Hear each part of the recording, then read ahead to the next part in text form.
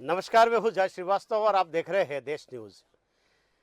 हम आज बता रहे हैं कि महासर्वे का मेगा शो 4 बजे से लेकर 9 बजे तक हम लाइव दिखाएंगे और पूरे मध्य प्रदेश का विश्लेषण करके जो सर्वे रिपोर्ट है वो बताएंगे। पिछले एपिसोड में अभी 4 से लेकर 5 बजे तक हमने ये बताया कि मालवा और निमाड़ में किसको कितने सीटें मिल रहे हैं। सारे विश्लेषकों के विश्लेषण के बाद और हमारे सर्वे के अनुसार वहाँ पर भारतीय जनता पार्टी की बढ़त बनी हुई है। इसी प्रकार से अब हम बताएंगे भोपाल, जो कि मध्य क्षेत्र, भोपाल के इर्द गिर्द के जो सीटें हैं उस पर हम बताएंगे कि क्या कांग्रेस आगे है या भारतीय जनता पार्टी आगे है। विश्लेषण के लिए हमारे साथ वरिष्ठ पत्रकार कल्पना शर्मा, अभिषेक शर्मा, प्रबल सक्सेना और विलक्षण सक्सेना, चारों विश्लेषक अनुभवी है और मजबूत पकड़ रखते हैं। चुनाव में कौन कहाँ गेंद पलट रही है, कहाँ गेंद जाके रुक रही है, ये सब चीज़ें के विषय में जानकारी रखने वाले हैं। इनसे जानकारी हम लोग अनौपचारिक चर्चा इसीलिए कर रहे हैं क्योंकि इलेक्शन अभी काफ़ी दूर है। चर्चा के बाद हम हमारे सर्वे के जो रिपोर्ट है वो हम बताएंगे। हमने पिछले कितने बार भी जो सर्वे रिपोर्ट दी है वो लगभग 90% से अधिक प्रतिशत जो है सही निकला है। इस बार भी हम उम्मीद करते हैं कि हमारे सर्वे रिपोर्ट बिल्कुल सटीक बैठेगा। हम चर्चा करते हैं भोपाल के इर्द गिर्द के 25 सीटों पर कि कौन कहाँ से भारी है। मालवा निमाड़ में जो हमारा सर्वे रिपोर्ट हमने दिखाया है वो ये रहा कि सभी विश्लेषकों का मत अलग अलग रहा, लेकिन हमारा सर्वे था कि 50 सीटों पर भारतीय जनता पार्टी वहाँ बढ़त बनाए हुए हैं और 22 सीटों पर कांग्रेस और 1 सीट पर वहाँ अन्य के खाते में जाती हुई दिखाई दे रही है। मैं यहाँ ये बताना चाहूँगा कि ये जो सर्वे है ये बहुत ही कठिन टास्क लेके हमने किया है। हमने जब पिछले बार सर्वे किया था, ये तीसरे सर्वे है और अंतिम सर्वे है।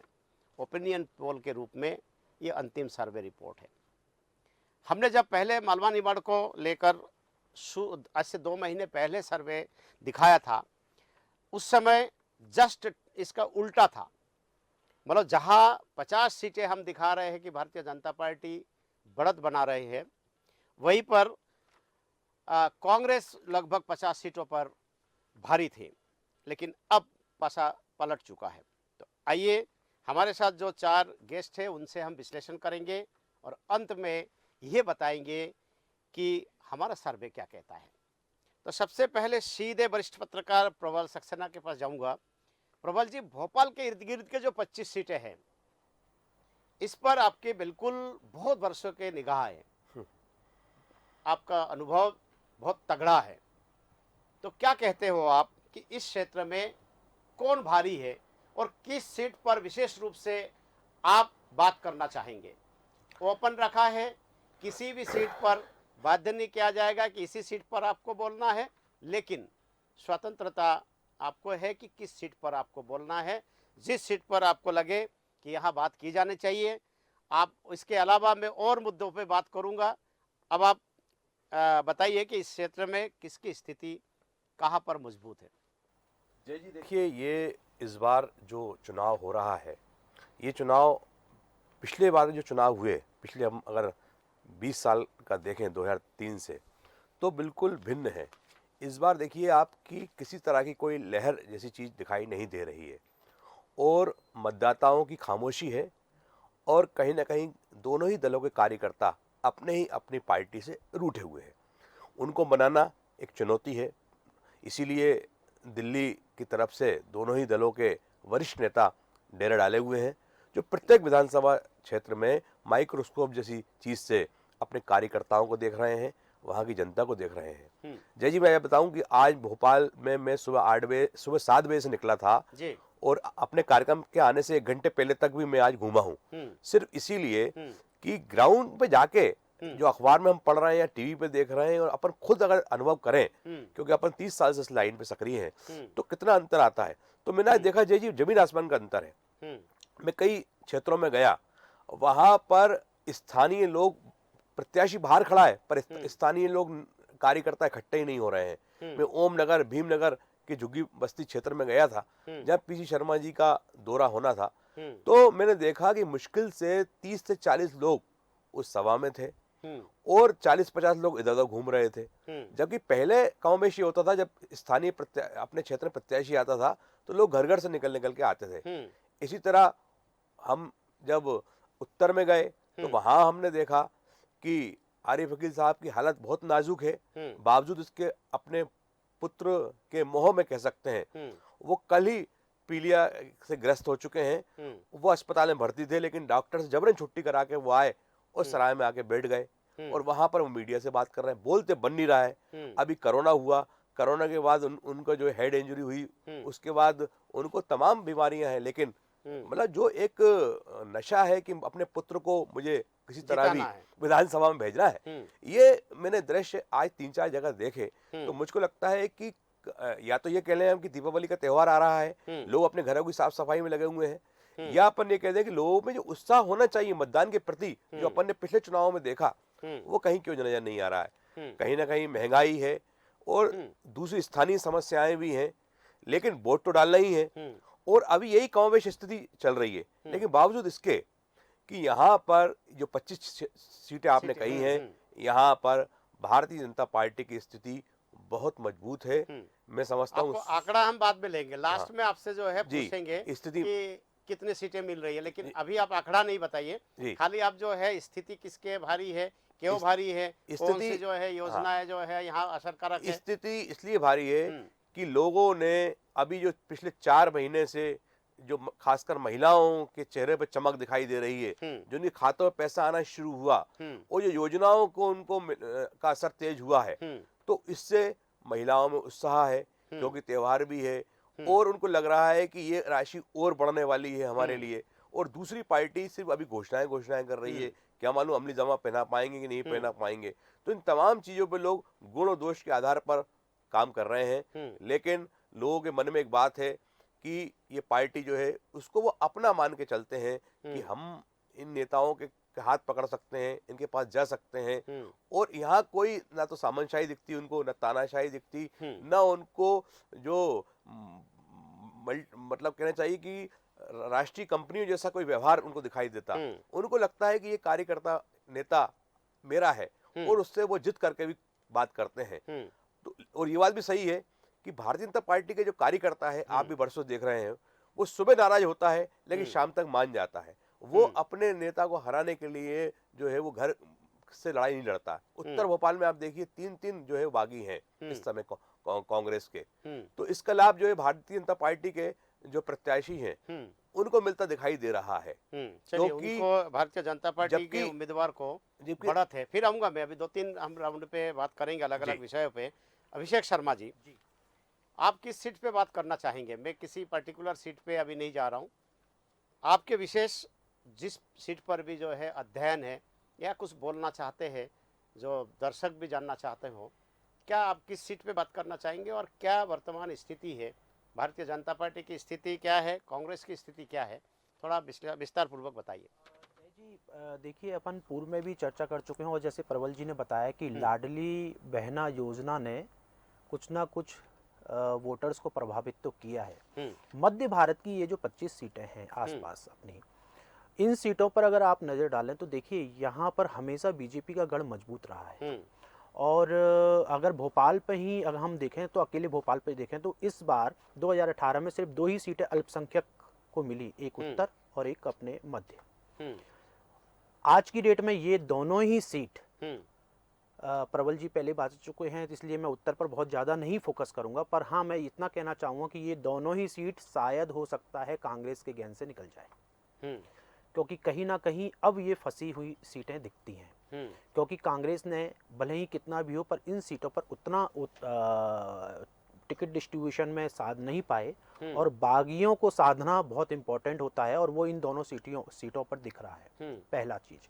दूसरी चीज़, अगर हम आसपास देखें तो देखिए सागर हमेशा सेफ रही है, खुरई सीट, भूपेंद्र सिंह जी का लगातार दिग्विजय सिंह ने कई उस क्षेत्र में गए, उन्होंने बहुत दम लगाई और आखिरकार रक्षा राजपूत को टिकट देना पड़ा, परंतु फिर भी वो दमदार सीट अभी भी भूपेंद्र सिंह जी के पक्ष में जाती हुई दिखाई देती है। अच्छा, जबकि दक्षिण पश्चिम को लेके आपका क्या ख्याल है? भोपाल के जो दक्षिण पश्चिम है, जहाँ से वर्तमान पीसी शर्मा जी विधायक हैं, मंत्री भी रहे हैं जी, और वहाँ से एक ऐसे उम्मीदवार उतारा है जिसकी उम्मीद लोगों को कम थी। मुझे टिकट नहीं मिला और हार्ट अटैक आ गया। हाँ, साहब तो कहीं ना कहीं नाराजगी है। देखिए उमाशंकर गुप्ता जी का जब पीसी शर्मा जी से 2018 में टक्कर हुई, तो जब आप और हम जाते थे तो हर जगह लहर थी कि नहीं हो सकता है पीसी शर्मा जी इस बार जीतेंगे, और जीते। कहीं ना कहीं नाराजगी थी कार्यकर्ताओं में और वो उभर के सामने आई और अच्छे वोटों से जीत हुई। चलिए, कहीं ना कहीं नाराजगी है। फिर से मैं आऊँगा आपके पास। विलक्षण सक्सेना जी, आप किस सीट पे बात करना चाहेंगे और इन सीटों की स्थिति क्या है, थोड़ा विश्लेषण करके बताइए। मैं शिवासोदी अगर अपनी बात शुरू करूंगा जी, तो मुझे एक छोटी सी बात याद आती है कि बोले मेरे तरकश में जो तीर है वो है थोड़ा सा दिखता नहीं और तेरे निशाने मुझसे ज्यादा ही दूर रह रहे हैं। अब देखे इस अंधेरे में हाथ बढ़ाया है गुलाब आया के कांटे हाथ में। एक्चुअली क्या है, अगर आप ध्यान दें भोपाल के आसपास की पूरी 25 सीटों का, खैर basic division, rural, urban, urban के मुद्दे क्या हैं, यहाँ पे हम ये देखें कि फोकस एरियाज दोनों पार्टीज के क्या हैं। बिल्कुल। सबसे पहले देखें आप कांग्रेस का फोकस एरिया। भाई ये जान चुके हैं 2014 से कि एक रूरल क्षेत्र में, चाहे एमपी में, वो कहीं पर भी हो, फोकस और नैरेटिव बिल्डिंग हमेशा सोशल मीडिया और ट्रेंड पॉपुलेशन पे ज्यादा फोकस करता है। बिल्कुल। और यहाँ पर उन्होंने ये चीज देखी है कि ट्रेंड कंटेंट जो जब एक युवा एनालिसिस करता है, और युवा क्यों, मैं इसको आगे बढ़ाते हुए 40 से 50 साल की उम्र तक के लोगों को भी इसमें इंक्लूड करूंगा, तो वो कन्वीनियंस ऑफ आर्ग्यूमेंट की वजह से बीजेपी को ज्यादा सपोर्ट करते हैं, क्योंकि कांग्रेस को क्रिटिसाइज करना आसान है रादर देन कांग्रेस को डिफेंड करना। तो उन्होंने ये चीज देखी कि जहां तक भोपाल के वो क्षेत्र हैं जहां पे थोड़े मिडिल क्लास अच्छी पकड़ में है, अमीर लोगों का थोड़ा दबदबा है, वहां पर कांग्रेस का फोकस टोटली उन एरियाज पे है ही नहीं। वो ज्यादातर रिलाई कर रहे हैं स्लम बेस्ड लोगों पे, क्योंकि स्लम बेस्ड लोगों की बेसिक नेशनल व्यापी प्रॉब्लम्स उनको आइडेंटिफाई होती है, which is unemployment, corruption and your inflation. So उनका अच्छा, जहां तक आप अगर जैसे दक्षिण पश्चिम की आपने अभी थोड़ी देर पहले जिक्र किया, दक्षिण पश्चिम में कांग्रेस के जो कैंडिडेट हैं पीसी शर्मा, इनका डायरेक्टली फोकस स्लम्स के ऊपर है, क्योंकि उन्होंने पता है कि अगर इस नर्व को टैप कर लिया तो वो सीधा का सीधा हमारे को बेनिफिट करेंगे, और वो वन तरफा चलने पे पूरी तरह से मोटिवेटेड है। जहां तक रही बीजेपी की बात, तो बीजेपी ने एक बहुत सिंपल चीज यहाँ पे पकड़ी है। बीजेपी के अगेंस्ट पूरे मध्य प्रदेश में जो भी नेगेटिव बिल्डअप है, उसका उन्होंने एक बहुत अच्छा तोड़ और एक्सपेरिमेंट भोपाल से ही शुरू किया। फॉर एग्जाम्पल, अगर भोपाल के आसपास की रूरल जगहों पे देखें तो उनके डेमोग्राफ्स आपको ट्राइबल भी मिलेंगे, आपको अनुसूचित जाति जनजाति के लोग भी मिलेंगे और जनरल भी मिलेंगे, ऑलमोस्ट इक्वल पॉपुलेशन में। बट हर घर में ट्राइबल हो ये जरूरी नहीं है, हर घर में महिला हो ये हमेशा है। तो उनका फोकस भोपाल में रहते हुए महिलाओं के ऊपर रहा, क्योंकि अगर अल्पसंख्यक महिलाएं भी हैं तो घर यापन करने के लिए उनको जो पैसा चीजें मिल रही हैं वो फोकस कर रही है। तो यहाँ पे कंपैरिजन, अच्छा यहाँ पर एक बहुत इंपॉर्टेंट बात ये भी देखने के लिए है कि इन पर्टिकुलर भोपाल के आसपास का जो क्षेत्र है, यहाँ पे सीहोर की जब हम बात करते हैं, जब हम बात करते हैं रायसेन डिस्ट्रिक्ट की, ये दोनों ऐसे जिले पड़ जाते हैं जहां पर देखा गया है कि डेवलपमेंट सब तक नहीं पहुंचा, और इसलिए बीजेपी यहां पर लॉस में दिखती हुई नजर भी कभी कभी आई है। लेकिन over the period of time अभी जो रिसेंट 3-4 महीने के घटनाक्रम आए हैं, इन पे बीजेपी ने कवर अप बहुत अच्छा किया, और इंडिविजुअल कैंडिडेट्स को सेटिस्फाई करने के साथ साथ उनको बाहुबल में हेल्प करना एक सबसे बड़ा रीजन रहा है कि भोपाल अर्बन क्षेत्र में भी और सीहोर, रायसेन, इनके आसपास के एरियाज में भी वो बढ़ चढ़ के आगे आए हैं।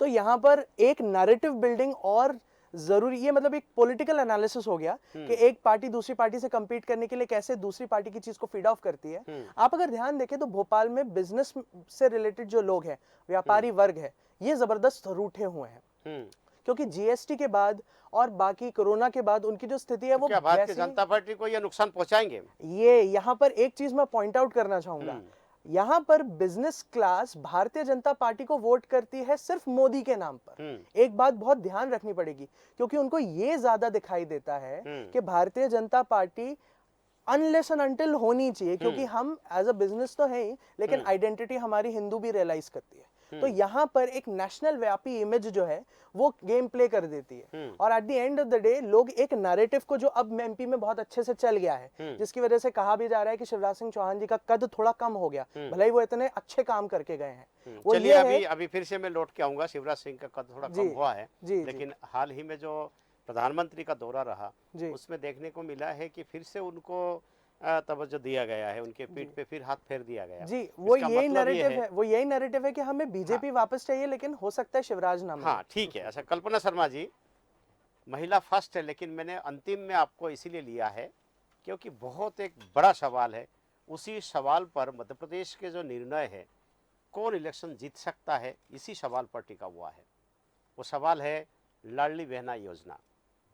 क्या मानते हो कि इतना भर इलेक्शन में भी उनको अपने अकाउंट में पैसा मिल रहे हैं, तो क्या इसका कोई फर्क पड़ेगा? क्या कहना चाहते हो आप? और आप एक महिला होने के नाते महिलाओं में 1200 रुपये कितना महत्व रखता है? दीपावली से पहले मिलना कितना महत्वपूर्ण होता है? और आचार संहिता के बावजूद ये राशि मिलना भारतीय जनता पार्टी के लिए कितना फायदादायक है? बिल्कुल सर, सबसे बड़ी बात यह है कि मध्य प्रदेश की अगर मैं बात करूं कि कुछ दिन पहले जिस तरह से की कंडीशन थी, उसके बाद जब लाडली बहना आया, उसके बाद जो सर्वे रिपोर्ट कहती है वो बहुत अलग हो जाती है। उसका कारण सिर्फ ये था क्योंकि महिलाओं का जो रेशो है वो कहीं ना कहीं ये ज़रूर मतलब इस लाडली बहना के बाद कहीं ना कहीं वो डाइवर्ट ज़रूर हुआ। क्योंकि देखिए कुछ समय पहले तक महिलाओं की, अगर आप गैस सिलेंडर की बात करें या अन्य घरेलू महंगाई की बात मैं अगर कर लूं, वो बहुत ज़्यादा था। लेकिन जब 1200 रुपये देने की बात की गई तो उससे वो बैलेंस करने की कोशिश की गई। ये बात सच है कि आज भी महंगाई को लेकर महिलाएं दूसरी दृष्टि से चीज़ें देखती हैं, लेकिन सबसे बड़ा विषय सिर्फ ये है कि महिलाओं को जिस तरह से लॉलीपॉप देने की कोशिश की गई है, लॉलीपॉप इसलिए मैं कहूँगी आपको सर, क्योंकि महिलाओं को सबल बनाने के लिए कोई ऐसी योजनाएं लागू नहीं की गई हैं जिसको लेकर, देखिए ये आप स्लम्स की जो महिलाएं हैं उनको देने की बात करते हैं, मैं उनके आपसे वोट बैंक ज़रूर मिल सकता है, लेकिन जो पढ़ा लिखा तबका है उन महिलाओं को कहीं ना कहीं आज भी ये लगता है कि उनसे संबंधित कोई ऐसी योजनाएं मध्य प्रदेश में अब तक लागू नहीं की गई हैं जिनसे उनको कोई सहायता मिल सके। तो ये एक बहुत बड़ा विषय रहा। दूसरा, जिस तरह से बात की जा रही है कि इस समय भोपाल की अगर मध्य की बात करें हम, तो उस स्थिति में बीजेपी को जो कोर वोटर होता है, बीजेपी का जो कोर वोटर है, उसको मनाने में काफी हद तक बीजेपी सक्सेस हासिल कर पा रही है। ये एक बहुत बड़ा एक बीजेपी के लिए प्लस पॉइंट जाता है, क्योंकि देखिए कुछ सीटें जरूर, ये बात सच है कि पिछली बार के अकॉर्डिंग भले कम सीटें भोपाल की अगर मैं बात करूं उसमें बीजेपी के हाथ से छटकी थी, लेकिन इस बार स्थितियां भोपाल में उतनी सामान्य नहीं होंगी। भले ही आपने मनाने की बात कर ली है, लेकिन जो कार्यकर्ता हैं जो बहुत चुप हैं, देखिए वो कुछ ना कुछ डर से, किन्हीं कारणों से वो कुछ बोलेगा नहीं, लेकिन मैंने पहली बार बीजेपी कैंडिडेट के साथ उतनी कम भीड़ देखी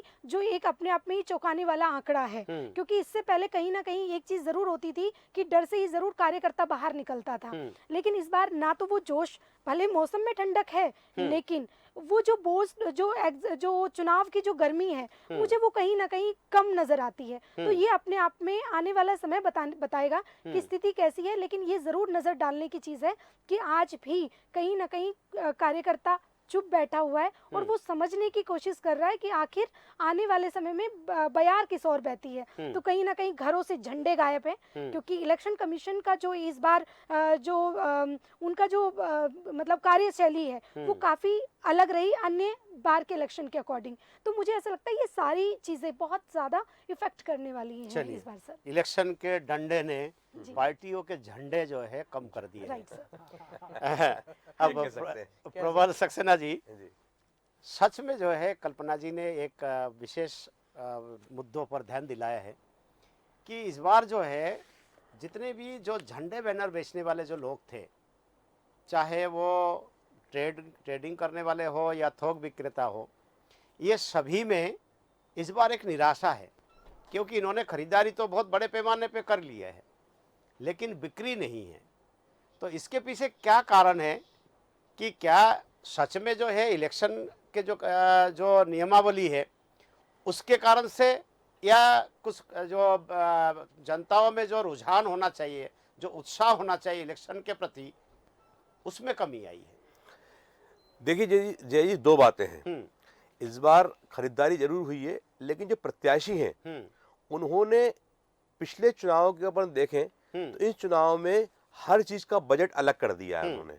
मतलब जो वो पहले दूसरी जगह पर पैसा लगाते थे, अब उसकी जगह उन्होंने सिर्फ मतदाताओं पर केंद्रित कर दिया है। मतलब डोर टू डोर बात कर रहे हैं वो, और जो उनका मतदाताओं का जो उनका प्रमुख सरपंच या जो भी उनका वो है प्रमुख मुखिया, उससे बातचीत की जा रही है। ना वो मीडिया की तरफ ज्यादा ध्यान दे रहे हैं, ना वो झंडा खरीदी की तरफ ध्यान दे रहे हैं, ना बाल पेंटिंग दिखाई कहीं दे रही होगी आपको। उन्होंने पूरा और रथ मत जो चलते थे वो तमाम चीजें अब आपको बहुत ज्यादा आवाज सुनाई नहीं दे रही होंगी। उन्होंने सारा पैसा जो दूसरा डाइवर्ट कर दिया है।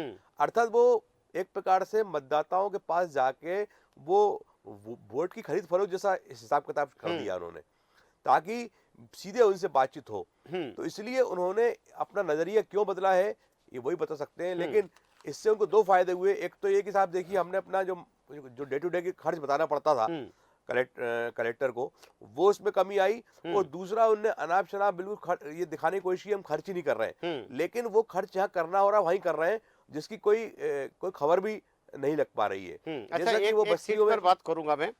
आपके सुरेंद्र पटवा के सामने इस बार राजकुमार पटेल को उतारा गया है।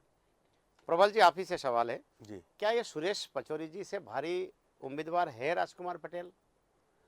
देखिए जय जी, राजकुमार पटेल को अगर आपको याद होगा तो 1990 में भी वो चुनाव लड़ा था, और जब से बराबर वो उसकी नज़र उस सीट पर, उस परिवार की नज़र उस सीट पर रही है। उनका समाज का ही बहुत बड़ा वोट बैंक है वहाँ पे। और जिस तरह राजकुमार पटेल का जो व्यवहार है, ये आप हमने सबने देखा है, बहुत व्यवहारिक और मिलनसार स्वभाव का व्यक्ति है वो। NSUI से हम उसको देख रहे हैं। तो वो मतलब जैसे कि पचौरी जी चुनाव के समय ही ज्यादा वहाँ इंटर करते थे, लेकिन उसका बराबर वहां पर रहा है। और दूसरा क्या, सुरेंद्र पटवा के जो पारिवारिक परिस्थितियां पारिवारिक चल रही हैं, इस पर अपन किसी निजी तौर पर चर्चा नहीं करना चाहिए, लेकिन वो अभी घर से ही बहुत ज्यादा वो परेशान दिखाई दे रहे हैं। इसके अलावा इस तरह चेक बाउंस का जो भी उनका मामला भी आया, अभी वो तो बच गए उस हिसाब से। तो वो सब तरह से वो घर से भी टेंशन में। पर दूसरा, वहाँ का जो स्थानीय कार्यकर्ता है, स्थानीय नेता है, वो भी उनकी कार्य पद्धति से बहुत ज्यादा खुश नहीं थे। ये बात सच है कि सुंदरलाल पटवा ने बड़ी मुश्किल से वो सीट जमाई थी, और पटवा जी का हिसाब किताब था वो इस समय सुंदर पटवा नहीं है, तो इस समय मशक्कत ज्यादा करना पड़ रही है। अभिषेक जी, एक और सीट है सांची, बिल्कुल जो है भोपाल के इर्द गिर्द के ही बड़ा एक नाम है प्रभुराम चौधरी का। यहाँ से शेजवार जी भी चुनाव लड़ते थे भारतीय जनता पार्टी से।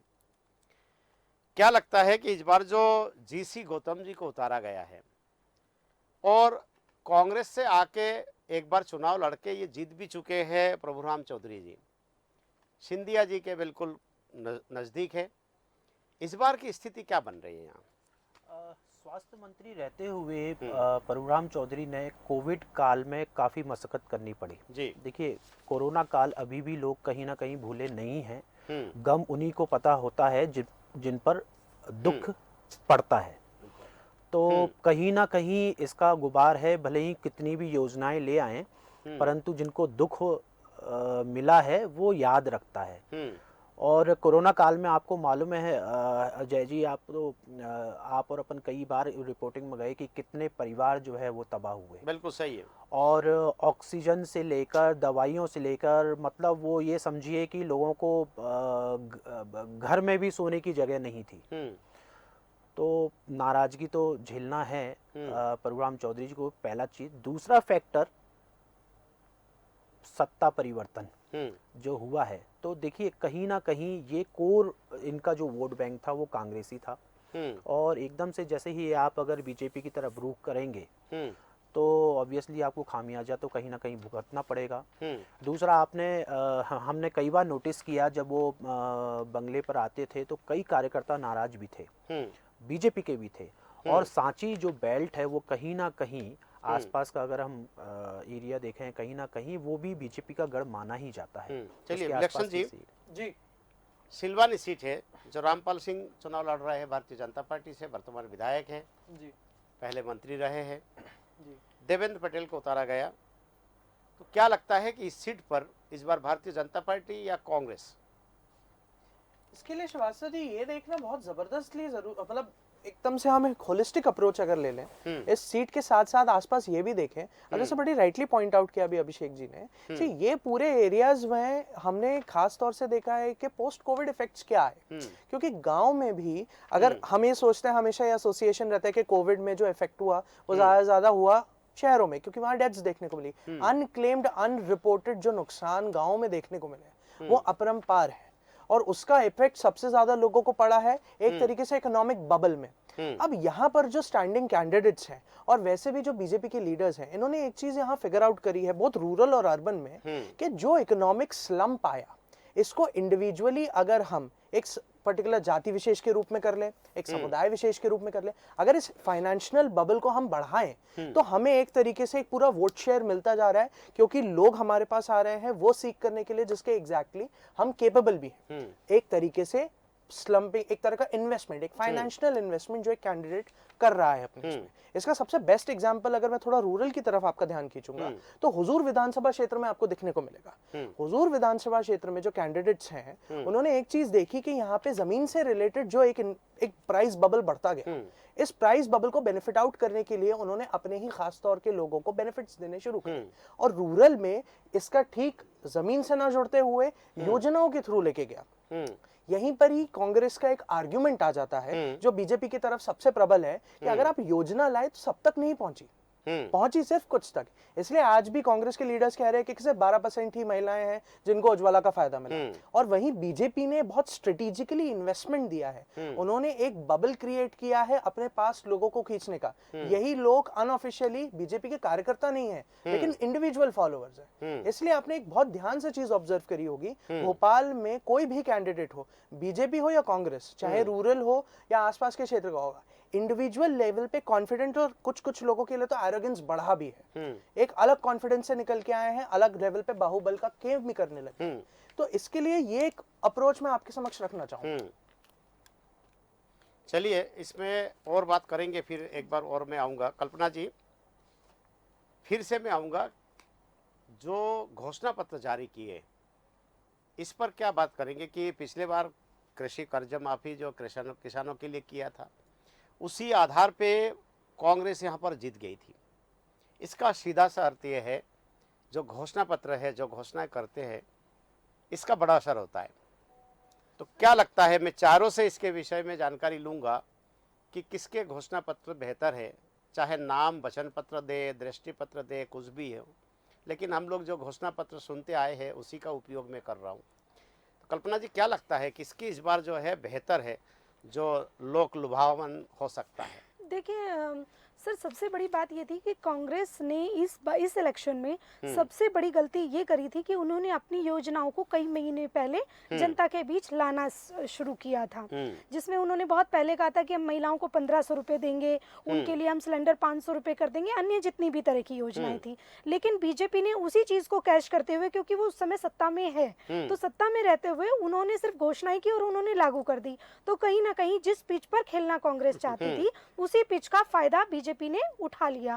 तो ऐसी स्थिति में जो नया घोषणा पत्र कांग्रेस लेकर आई वो इतना इफेक्टिव इसलिए नहीं हो पाया क्योंकि जनता के बीच जो मैसेज देने की कोशिश कांग्रेस लंबे समय से कर रही थी वो ऑलरेडी उस पिच पर बीजेपी छक्के चौके मार रही थी। तो ऐसी स्थिति में मुझे ऐसा लगता है कि कहीं ना कहीं कांग्रेस पिछड़ती नजर आई। फिर उसके बाद जिस तरह से बीजेपी ने अपनी बातों को जनता के बीच रखने की कोशिश की, आज देखिए कांग्रेस के घोषणा पत्र की कहीं कोई चर्चाएं नहीं होती। ये अपने आप में एक ड्रॉबैक है कांग्रेस के लिए। कांग्रेस की एक सबसे बड़ी कमी ये रही कि जिस समय बीजेपी अपनी योजनाओं को लागू कर रही थी उसमें 15 और 20 दिन का जो गैप था, जिस बीच कमलनाथ किसी भी तरह के कोई स्टेटमेंट देने से बचे, वो एक बहुत लंबा गैप था, जिसकी वजह से जनता के बीच जो मैसेज कन्वे होना चाहिए था कांग्रेस की तरफ से, मुझे ऐसा लगता है कि वो नहीं हो पाया जय जी। तो ये एक बहुत बड़ा ड्रॉबैक रहा कांग्रेस का। वहीं अभी बीच में मैं इंटरप्ट करूंगी, अभी जिस तरह से हम सिलवानी सीट की बात कर रहे थे रामपाल सिंह की, इसमें एक चीज मैं जरूर ऐड कर दूं, क्योंकि रामपाल सिंह ने अपनी सीट पर जिस तरह से जनता के बीच, वो एक बहुत साधारण से व्यक्तित्व वाले व्यक्ति हैं, वो आम लोगों के बीच में अपनी जिस तरह से अप्रोच होनी चाहिए, जो अपनी रीच होनी चाहिए, उसको कंटिन्यूसली बनाए हुए हैं। तो मुझे ऐसा लगता है कि आज भी उनकी स्थिति वहां से मजबूत है। बहुत सहजता से बात करते हैं, अपने एक एक कार्यकर्ता से मिलते हैं और बहुत सहजली उनके काम कर देते हैं। तो ये एक बहुत बड़ा प्लस पॉइंट जाने वाला है सिलवानी सीट को लेकर। अब वापस आ जाते हैं अपने विषय पे। तो कहीं ना कहीं मुझे ऐसा लगता है कि कांग्रेस अपनी जितनी भी घोषणाएं हैं उनको लेकर के जनता के बीच में जिस तरह से जाना चाहिए आज की स्थिति में, मुझे ऐसा लगता है कि वो जनता के बीच नहीं जा पाई। एक बंद कमरे में आप कुछ मीडिया को बुलाकर अपनी बात रख दें, वो एक अलग विषय होता है, और जनता के बीच में उसे लेके जाएं, इसमें और उसमें बहुत अंतर होता है। तो मुझे ऐसा लगता है आज वो पिछड़ी हुई है। चलिए प्रबल जी, एक सीट पर बहुत ज़्यादा बात करने की आवश्यकता जरूर है, वो है भोपाल उत्तर। वहाँ से 4 ऐसे उम्मीदवार हैं जिनके बीच में कांग्रेस के जो वोट है वो बंटवारा होना है, चाहे कम हो या ज़्यादा हो। मैं बात कर रहा हूँ जिसका उल्लेख आप कर चुके हो जी। लेकिन मैंने कुछ नई बातें वहाँ पर जो है सुनी है। हमारे जो सर्वे रिपोर्ट है, जो सर्वेयर है, उनके भी यही रिपोर्ट है कि वहाँ की स्थिति गंभीर है कांग्रेस के लिए। क्यों है, आपसे मैं पुष्टि करूंगा कि वहाँ एक आप पार्टी में जो उम्मीदवार है, में अधिकतर लोग बात कर रहे हैं नासिर इस्लाम जो निर्दलीय है, आमिर अकील जो निर्दलीय है, आरिफ अकील जी के परिवार से है, लेकिन मैं बात कर रहा हूँ समर हुजूर की, जो आप पार्टी के वहाँ पर उम्मीदवार है। क्या आपको ऐसा लगता है कि एक बड़ा वर्ग है जो समर हुजूर की बात करते हैं, उनके समर्थक है, इसी कारण से वो एक बार पार्षद भी बन गए जी। तो क्या लगता है आपको कि क्या वहाँ से कुछ स्थिति ऐसी बन रही है कि इन चारों की लड़ाई में कोई पांचवा नहीं निकल जाए? बिल्कुल, आपका आकलन बिल्कुल ठीक है जय जी। लेकिन सबसे बड़ी बात यह है कि आप थोड़ा सा उत्तर विधानसभा क्षेत्र का मिजाज समझिए। सबसे बड़ी बात है कि वहाँ के वोटों का ध्रुवीकरण नहीं होता, अर्थात एक रात पहले वहाँ पर फैसला होता है कि किसको वोट दिया जाए। ये जरूरी नहीं है कि वो किसी दलगत राजनीति का हो, वो निर्दलीय भी, क्योंकि 1990 में अगर आपको याद होगा जब पटवाई की सरकार बनी थी तो 1990 में आरिफ वकील ने निर्दलीय रूप से मछली पर जीत दर्ज की थी। वहाँ भाजपा दूसरे नंबर पर, कांग्रेस तीसरे नंबर पर पहुंच गई थी।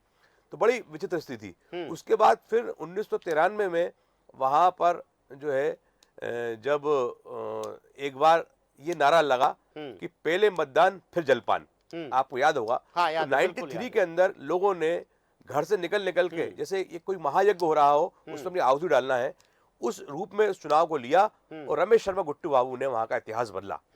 उसके बाद फिर रमेश शर्मा गुट्टू बाबू 5 साल बाद फिर इतने सक्रिय नहीं रहे जैसा कि वहां के मतदाता चाहते थे। एक सवाल 98 से लेकर आज तक आरिफ वकील वहां चुनाव जीत रहे। हाँ, आपसे एक सवाल है कि आपने एक नाम लिया आप पार्टी का, ये कितने मतदाता जो है इनको ये प्रभाव डाल पाएंगे? अब मैं उसी पे आ रहा हूँ। वहां पर चाहे वो जनता दल हो, चाहे वो भाजपा हो, बसपा हो, कुछ भी हो, वहां का मैंने आपको ना मिजाज ये है। अब चूंकि केजरीवाल की पार्टी वहां से मैदान में है और जो लोग भाजपा और कांग्रेस से निराश हो चुके हैं, हताश निराश की स्थिति में है और जो चाहते हैं कुछ परिवर्तन, पर वो कितने प्रतिशत होंगे अभी से कहना मुश्किल है। फिर भी एक अनुमान क्या है? मुझको लगता है कि वो प्रत्याशी अपनी जमानत जरूर बचा लेगा, ये मैं कह सकता हूँ। जमानत बचाने का अर्थ आप समझते हैं? जी। कितने वोट? 10,000 से ऊपर? जी, 10,000 से ऊपर। मेरे को लगता है कि इस बार जो मैंने कहा आपसे, भाजपा और कांग्रेस और अन्य लोगों से जो हताश निराश है, दोनों ही दलों को देना चाहते हैं, वो आपको अगर ये सही है, जमानत बचा लेते हैं जी, वो व्यक्ति अगर जमानत बचा लेता है जी, तो इसके मतलब उनको 10,000 से अधिक वोट मिलना है।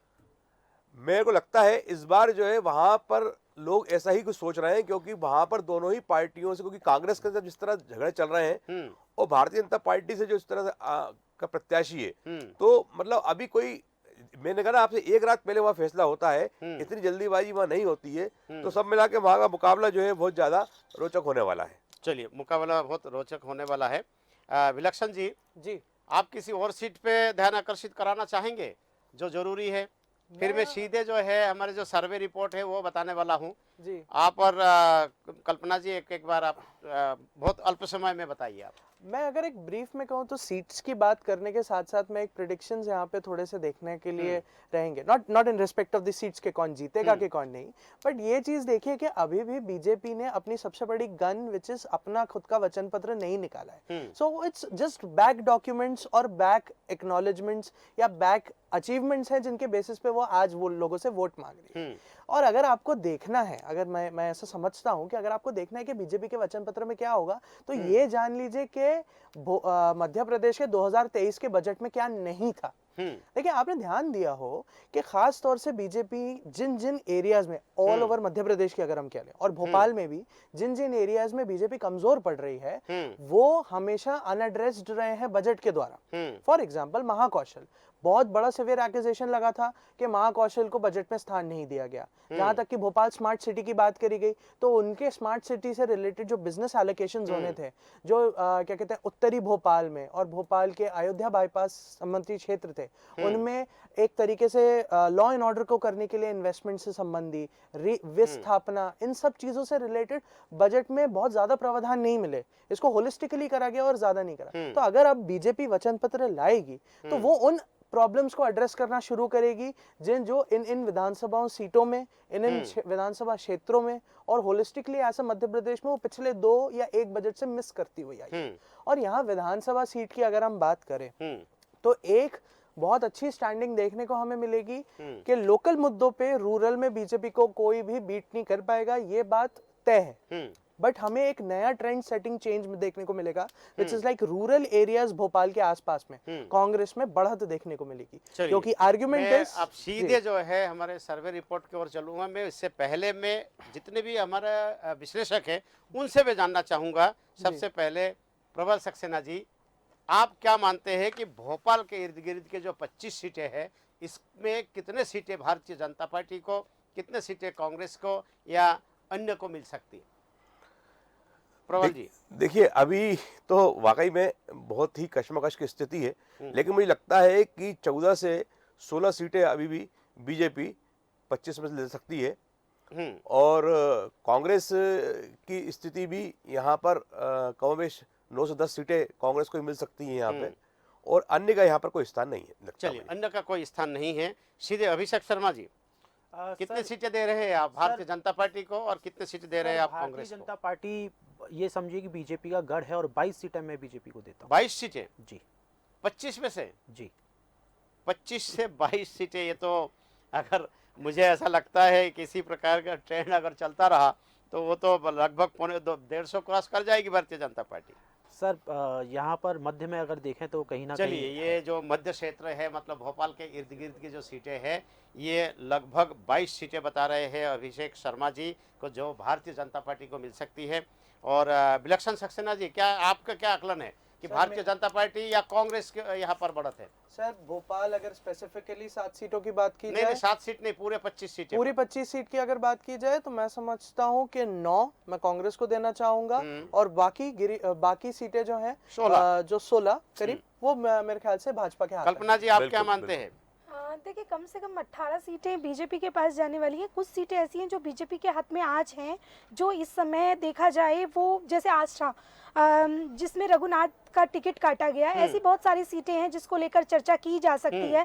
जिस तरह से आप विदिशा की बात अभी रह गई, विदिशा की बात की जा सकती है। ऐसी बहुत सारी सीटें हैं जो सीटें बीजेपी के लिए इस बार कांटे की टक्कर है। तो ऐसा लगता है कि कहीं ना कहीं 18 सीटों के आसपास बीजेपी इन सारी सीटों में कब्जा कर सकती है। चलिए कल्पना शर्मा जी का कहना पड़ा कि 18 सीटों पर जो है भारतीय जनता पार्टी यहाँ पर कब्जा कर सकती है 25 में से। और मैं अभी सर्वे रिपोर्ट बताऊं कि मेरे जो सर्वे टीम है उनके अनुसार भोपाल के इर्द गिर्द के जो 25 सीटें हैं उस पे किसको कितने सीटें मिल रही है, इससे पहले मैं बताना चाहूँगा जो हमारे सर्वे टीम के लीडर वो लेके आ रहे हैं मिजोरम के जो सर्वे रिपोर्ट है उसको लेके आएंगे और कौन वहाँ पर जीत सकता है, किसकी स्थिति भारी है और कौन वहाँ पर मजबूत है और मिजोरम में किसकी सरकार वहाँ पर बन सकती है। हमारे साथ हैं सूरज पाठक जो सर्वे टीम के लीडर है और वो बताएंगे कि मिजोरम की स्थिति क्या है, और जैसे ही मिजोरम की स्थिति बताएंगे वैसे ही हम ये बताएंगे कि भोपाल के इर्द गिर्द के कितने लोग हैं, जो कौन किसको कितने वोट दे रहे हैं, कौन जीत रहा है, कौन हार रहा है। इस स्थिति में हम लोग पूरे सर्वे को यहाँ पर दिखाएंगे। आप 1 मिनट का इंतज़ार कर लीजिए। सूरज पाठक जी जैसे ही मिजोरम के विषय में अपडेट आपको देंगे, वैसे ही हम आपको भोपाल के इर्द गिर्द सीटों के विषय में, सर्वे रिपोर्ट के विषय में हम पूर्ण विश्लेषण के साथ में जो दिखाया, जो बताया, जो सुनाया, वो आपको स्क्रीन पर दिखाने वाले हैं। जी सूरज पाठक जी। बिल्कुल जी श्रीवास्तव, जैसा आपने कहा कि मध्य प्रदेश का तो आप विश्लेषण कर ही रहे हैं, लेकिन देश न्यूज़ ने सभी उन 5 राज्यों का सर्वे किया है। महासर्वे के दौरान अलग अलग लेयर में अलग अलग स्तर पर सर्वे किया है, प्रारंभिक स्तर पर। और वर्तमान का जो सर्वे सामने आया है उसमें यदि हम देखते हैं कि मिजोरम में मिजो नेशनल फ्रंट ने पिछले चुनाव में 40 में से 26 सीटें जीती थी, और वहीं जोराम पीपुल्स मूवमेंट को 8 और कांग्रेस को 5 सीटें हासिल हुई थी।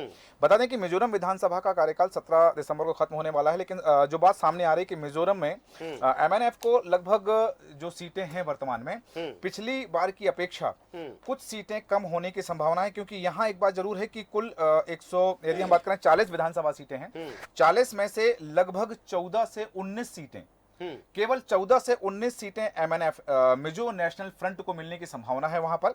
साथ ही कांग्रेस 8 से 11 सीटों पर वहां सिमट जाएगी, केवल 8 या 11 सीटें वहां लेकर आएगी। हालांकि ZPM की बात करें तो वो कांग्रेस से कहीं ज्यादा सीटें ला सकती है। जो सर्वे बता रहा है, जो रिपोर्ट बता रही है कि मिजोरम में कांग्रेस को 10 से 14 सीटों के बीच मिल सकता है, कि मिजोरम में 10 से 14 सीटें कांग्रेस को मिल सकती हैं। अन्य केवल वहां पर 1 या 2 सीट ही जीत सकते हैं। बाकी यदि हम देखें त्रिकोणीय मुकाबला है, वहां पर MNF के बीच मुकाबला है, कांग्रेस और ZPM के बीच मुकाबला है। तो इस मुकाबले में कहीं ना कहीं अभी भी, हालांकि स्पष्ट बहुमत की ओर MF नहीं जा रही है, मिजो नेशनल फ्रंट को स्पष्ट बहुमत मिलती हुई दिखाई नहीं दे रहा है, लेकिन तब भी कांग्रेस और ZPM से कहीं ज्यादा सीटें मिजोरम में MNF लेकर के आने की संभावना है। और वहां पर यह संभावना है कि 14 से 19 सीटें MNF मिजो नेशनल फ्रंट ला सकती है। और जिस तरह से देखा जा रहा है कि 2018 के चुनाव का ट्रेंड थोड़ा सा बदल गया है मिजोरम में इस बार। 2018 के पैटर्न पर चुनाव नहीं होगा, उन मुद्दों की बात नहीं होगी जो 2018 में थे। केवल ये जो कार्यकाल रहा है मिजो नेशनल फ्रंट का, इस कार्यकाल को लेकर के चर्चा है। और इस कार्यकाल में MNF जो है वो केवल 14 से 19 सीटें स्पष्ट बहुमत से पीछे ही रहने वाली है, और वहां हंग असेंबली की पूरी संभावना है मिजोरम में। वहां हंग असेंबली जो है बनने की संभावना है। ये सूरज पाठक जी ने पूरा विश्लेषण करके बताया कि मिजोरम में किसकी सरकार बन सकती है। अब मैं बताने जा रहा हूं 25 में से किसको कितने सीटें। सबसे पहले मैं बताना चाहूँगा कि सर्वे अनुसार एक सीट जो अन्य को मिल सकते हैं वो भोपाल उत्तर है। एक सीट भोपाल उत्तर अन्य को मिल सकती है, संभावना है, कंडीशनल संभावना है। कंडीशन क्या है वो भी मैं आपको बताऊं। जो प्रबल जी के मुंह से मैं खिलवाना चाहता था, भुलवाना चाहता था कि समर हुजूर को कितने वोट, उन्होंने इनडायरेक्टली बताया कि जमानत बचा लेंगे। इसका मतलब सीधा ये है। दूसरा सवाल जो है, इसको हमने सर्वे रिपोर्ट में क्यों मतलब अन्य के खाते में दे रहे हैं, संभावना बता रहे हैं। इसी पर वो भी प्रबल सक्सेना ने इनडायरेक्टली बता दिया है कि वहां पर फतवा चलता है। जैसे ही फतवेदार को लगेगा एक रात पहले कि जो हुजूर जिन वोटों के साथ में, समर हुजूर जिन वोटों के साथ में जमानत बचा रहे हैं, उनको अपना हुजूर बना लेंगे, वो उनको ही अपना हुजूर बना लेंगे, नहीं तो अपना कैंडिडेट हार जाएगा। यही फतवा जारी हो सकता है। तो वो सीट चला जाएगा आपकी बात सत्य अन्य के खाते में, नहीं तो वो सीट जो अब मैं बताने जा रहा हूं, भारतीय जनता पार्टी को 25 में से 17 सीटें मिलने की संभावना है। बिल्कुल हमारे सर्वे के अनुसार भारतीय जनता पार्टी को 17 सीटें मिलने की संभावना है। हमारा 16 था। 7 सीटें कांग्रेस को मिलने की संभावना है 25 में से। जो एक सीट हम बता रहे हैं कि अन्य के खाते में जा सकते, मतलब आप पार्टी यहाँ पर जीत सकती है, वो कंडीशनल है। वो कंडीशन मैंने बता दिया है। और यदि ये कंडीशन नहीं बनता है तो ये भी सीट भारतीय जनता पार्टी के खाते में जा सकती है। तो 18/7 भी हो सकता है, नहीं तो 17/7 और 1 है। ये था हमारा सर्वे रिपोर्ट जो विश्लेषकों ने किया है, वो भी हम सहर्ष स्वीकार करते हैं। हो सकता है कि हमारे सर्वे रिपोर्ट और उनके विश्लेषण वैसे तो लगभग बराबरी पे है। बिल्कुल, सभी मेहमानों का जैसे कहा कि लगभग इर्द गिर्द ही है उनका हाँ, भी इर्द-गिर्द मानना है। है। बिल्कुल बिल्कुल। इर्द गिर्द ही तो है ये उसके। था हमारा सर्वे रिपोर्ट। तो अब बहुत जल्द हम लौट रहे हैं। हम बुंदेलखंड को लेके आपके सामने हाजिर होंगे कि बुंदेलखंड के जनता किसको जिता रहे हैं और हमारे सर्वे रिपोर्ट क्या कहता है। बहुत जल्द हम हाजिर होते हैं एक ब्रेक के बाद। नमस्कार।